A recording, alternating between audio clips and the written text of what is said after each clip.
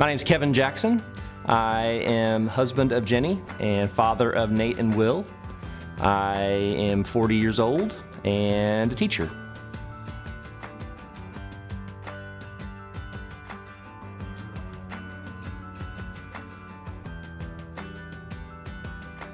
The best advice I've ever received was about 20 years ago.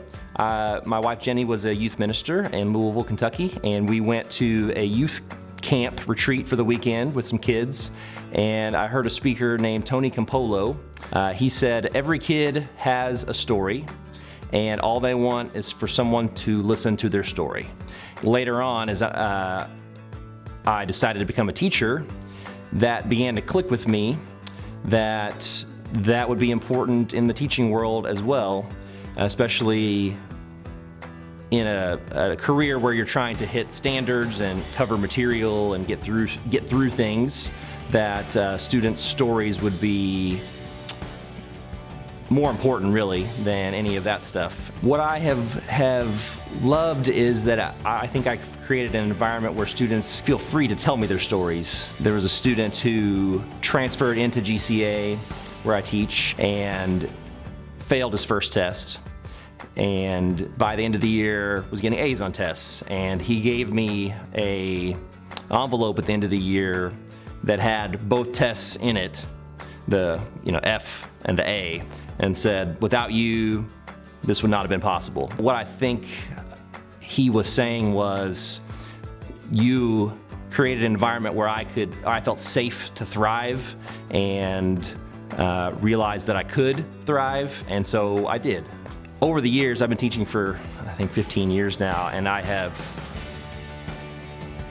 every year adapted my classroom, I think, in some small way to match my philosophy of this is not a history room, this is a room of stories. So I turned my room into my room, like this is my story. And then I started adding in components that I thought would help students see, like, I have a story, and it can be told here because he's telling his story, and so I can tell my story. One of the things I have loved about teaching is the extended stories, and my wife and I have maintained our relationships with a lot of students. I think partly because they get the idea of story and they think, well, my story isn't ending just because I graduated or changed schools, but I want you to know how my story continues. And we have really enjoyed continuing the stories with a lot of our students as they move on, graduate from college, get married, have kids, whatever they're doing, they tell their story, and we want to continue to be a part of it.